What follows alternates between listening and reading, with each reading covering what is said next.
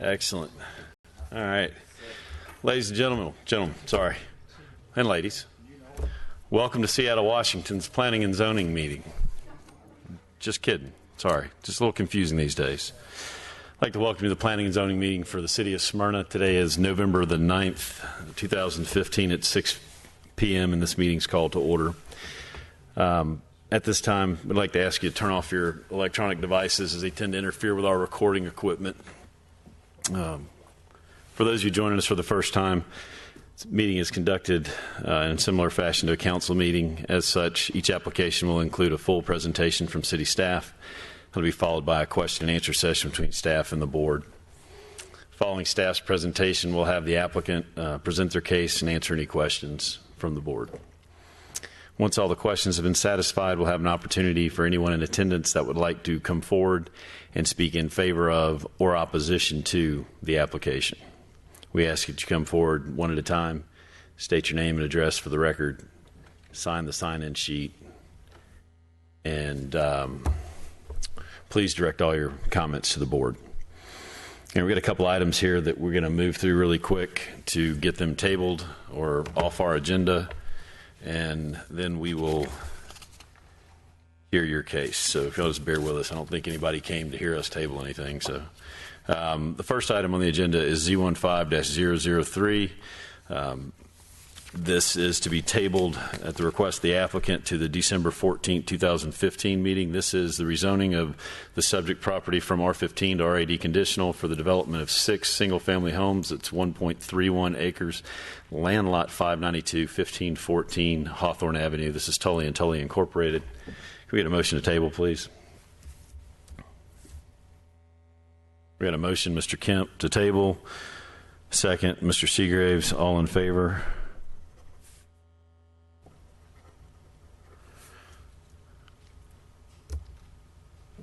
It's approved 7-0. All right, the next item on our agenda is Z15-004. This item has been withdrawn at the request of the applicant. This is the annexation and rezoning of from R20 Cobb County to RAD conditional, City of Smyrna, for the development of 17 townhomes, 980 and 990 Pebblebrook Road, Jesse N. Maxwell Jr. This, again, has been withdrawn at the request of the applicant. Get a motion. Motion, Mr. Seagraves. Second, Ms. Lightfoot. All in favor or opposed? It's approved. Missing somebody. 7-0. All right. The next item on our agenda is 2015-194. It's a zoning request Z15-012, rezoning and annexation. Annexation, rezoning, and zoning amendment for the construction of a 250-unit independent senior housing development. This is a 4.8-acre tract at land lot 691. This is 4840 and 4788 Hanson Drive, Creekside Village Development Group Incorporated. This is also at the request of the applicant to be tabled to the December 14, 2015 meeting. Can I get a motion, please? Motion, Mr. Rice. Second, Mr. Roberts. And the motion has been approved 7-0. All right. Now we're cooking. All right, the next item on our agenda is 2015-395. It's zoning request Z15-021. It's the approval of a campus master plan for Whitfield Academy. It's a 77.76 acres. Land lots 538, 539, 542, 543, 610, 611. This is 1 Whitfield Drive. Whitfield Academy is the applicant. Mr. Martin, background, please. Good evening. This special land use permit application will be heard by you guys tonight. You'll make a recommendation to Mayor and Council, and Mayor and Council will hear this request on December 21st. Whitfield Academy is requesting a special land use permit for the approval of a campus master plan. This will allow them to guide their growth and their infrastructure improvements for their campus. Currently, the the enrollment for the campus is around 800 students. They're projected to grow to approximately 1,200 students, and this plan will allow them to accommodate those students. The property today is around 77 acres. There are a couple of properties that are currently going through the annexation process, and a couple other properties that will be brought through the annexation process that'll get them up to approximately 100 acres by when everything's all said and done. The existing school is pre-K through 12th grade, so it is a full-blown private school.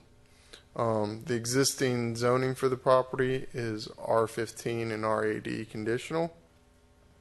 And as you can see on this zoning vicinity map, the properties to the north are single-family homes that are part of Vining Estates subdivision. They're zoned RAD. And then everything pretty much to the west, south, and east are all located in unincorporated Cobb County, and they have either R20 zoning or some kind of non-residential use. Here is the proposed master plan. The first little fly-ins I'm going to do is going to show you the existing buildings on site today. So the middle school building is a 44,000 square foot building. It's letter B. And the upper school building, which is at the north end of the property above the detention pond, it is a 55,000 square foot building, 3 stories. That's existing. They also have a school gym that's the next building to the south of the detention pond. That's a 37,000 square foot gym. And then they have their football track and field and baseball and softball fields.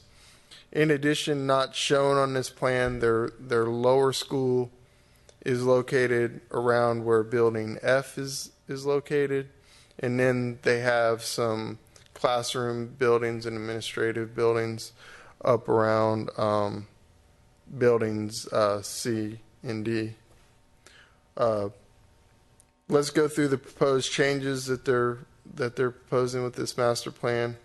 They are moving their softball and baseball field over from the east side of the property to the west side of the property, and there will be associated accessory buildings with those 2 fields. And in the place of where the existing baseball and softball fields are, they're going to build lacrosse and soccer fields. And you can see that on the east side of this map.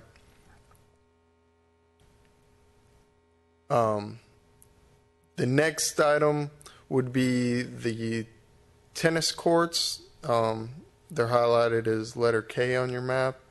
I think they're going from either 4 or 6 tennis courts to what appears to be about 10 tennis courts.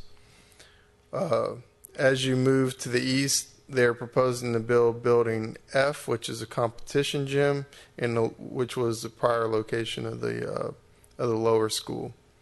And as you move east across their drive, building Q will be a new performing arts center. It's approximately 50,000 square feet. And then as you continue to move east, building V is the natatorium. It's approximately 40,000 square feet. And then as you move north, building C will be a new 75,000 square foot classroom building. And then building D, as you move southwest, will be 60,000 square foot learning commons building. And then finally, building G will be a 60,000 square foot lower school. And remove all those fly-ins so you can see an overview. They have provided adequate buffering around the perimeter of the property. They meet the minimum requirement of 50 feet. Along the property that borders Vinings Estates, there are a couple streams that run through there. They've got adequate buffering and drainage through that area. In addition, they have also provided adequate parking for the proposed school buildings. These are the proposed building elevations, very similar to what's existing out there today.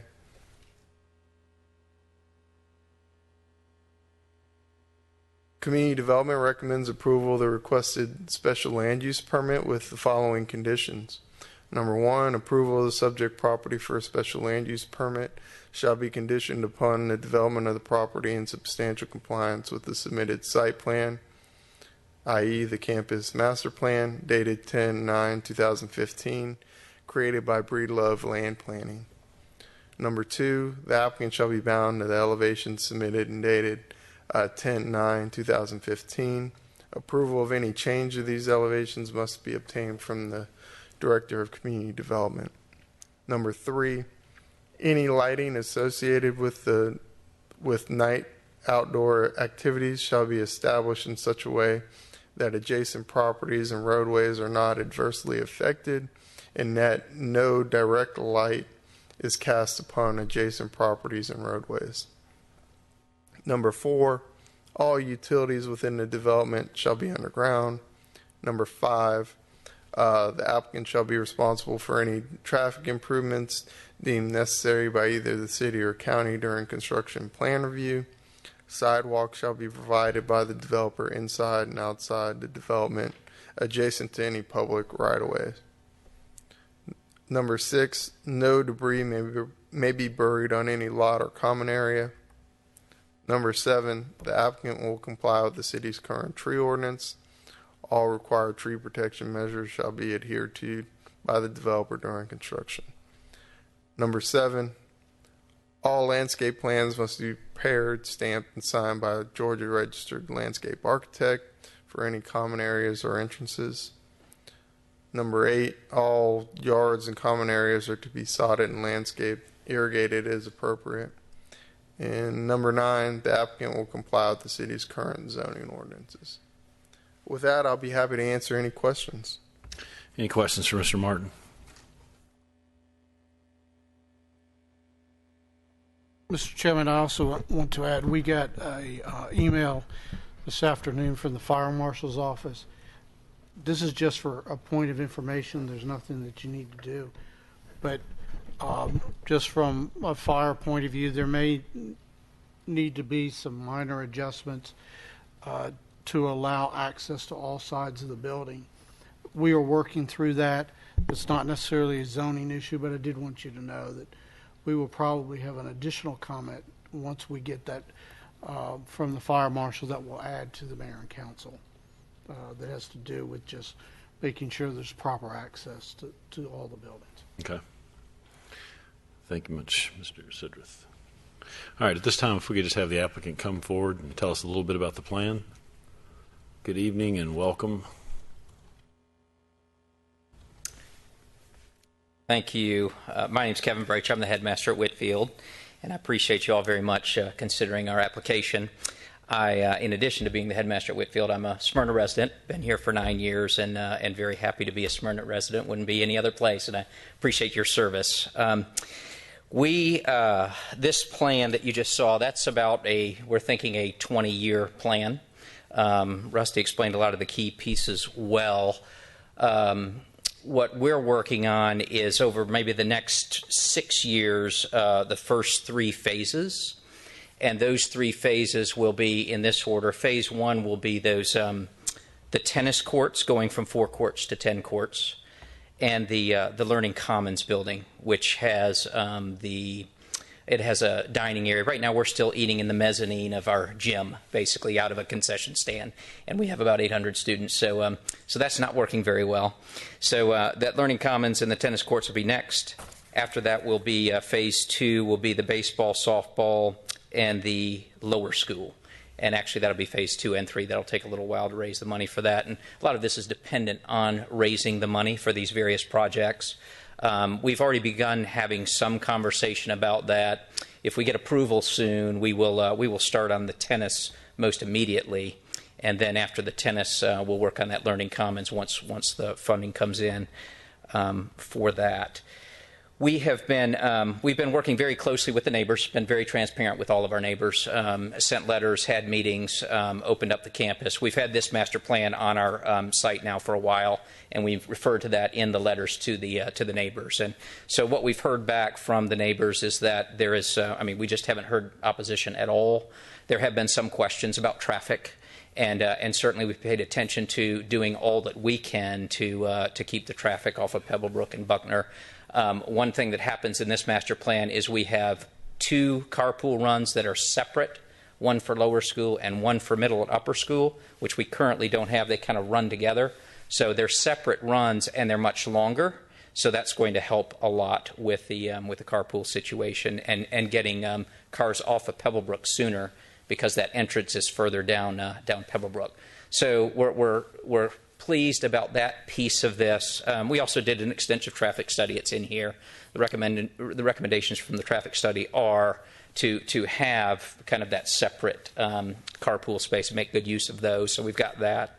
Another recommendation was to have police officers stationed at both entrances at the peak times, and we actually started doing that very thing 2 years ago, even on our current campus, so we will definitely continue that.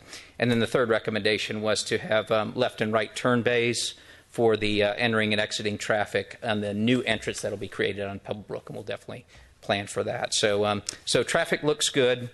Other nice things for the city, we believe, are right now, up on the corner of Pebblebrook and Buckner is where our mods for the lower school are. They're modular buildings, and so you'll see in this plan those go away, and we have nice parking and tailgate area and that kind of thing. And the lower school is back into the heart of the campus. So we think that's a good thing. That piece of property on the right, we're in the process of acquiring that, the long, skinny piece of property, and right now it's just kind of a mess if you know that property. So we're looking forward to cleaning that up and making that a nice area, and it's just going to be parking. Most of it's floodplain, so we're just going to use that for event parking. And so those are some of the benefits, even outside of the campus. So that's the short story of it. I have with me a few people from the school. Lou Nardi, my director of facilities, is here, so he's here to answer any questions you might have. He's also a long-term resident of Smyrna, and so is Tom Wood, my director of advancement. He's going to help me raise the money for these projects. And then also I have with me Alan Wazinski from Breedlove Land Planning. Any questions there? And Sandy Cooper from Collins Cooper Carusi, which is these are the architects helping design all of this. So very much open to any questions you all might have. I'd like to open the floor for questions. Yes, sir. I just have one question. So the 20-year plan that you're discussing, does that incorporate like going from 800 to 1,200 students in the 20 years? So by 2035, you'd have. That's correct. And we don't have any interest in getting any bigger than that. We kind of have this ideal size in our mind, which really starts with 400 in the upper school. If we have 400 in the upper school, we believe we can offer all the program really that we already offer and still maintain kind of that small size school community feel. So right now we're at about 250 in the upper school, but when we get to 400 in the upper school and you kind of work the numbers down through pre-K, it's going to be about 1,200. So yes, this handles the 1,200. And that's all we care to be.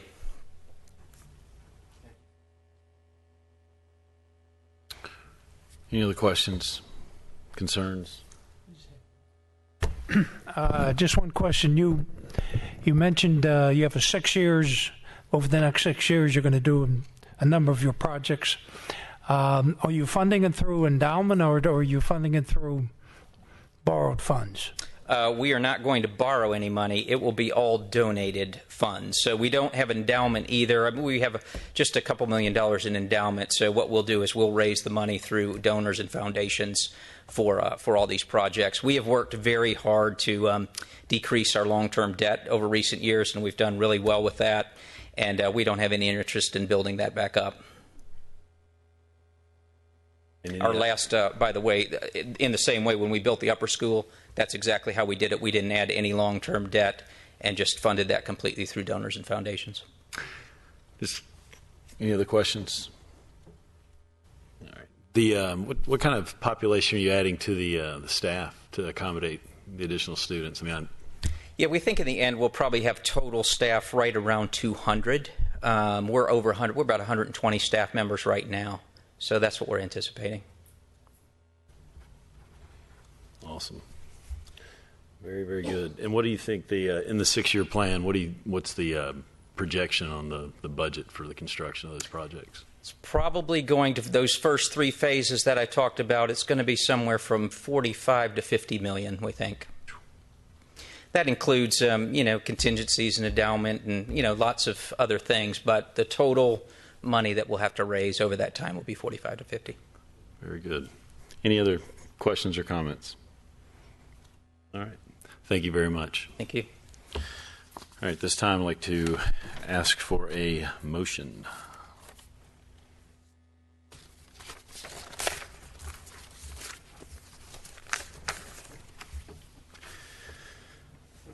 We're a talkative bunch tonight. We got a motion, Mr. Roberts, to approve. Yes, sir. I'd like to make a motion to approve zoning Z15-021. Whitfield Academy, 77.76 acres, land lots 538, 539, 542, 543, 610, 611. A motion to approve, Mr. Roberts. We have a second by Mr. Rice. All in favor? Any opposed? We're missing one. The application's approved 7-0. All right. Good luck with your project, guys. Thank you all very much. All right. The last item on our agenda is the approval of the minutes from the October 12th, 2015 Planning and Zoning meeting. The board members in possession of the minutes. Are there any changes, corrections we need to make at this time? If not, we have a motion to approve the minutes. I'm assuming that's approved. Mr. Whittington, thank you. And we have a second, Mr. Rice.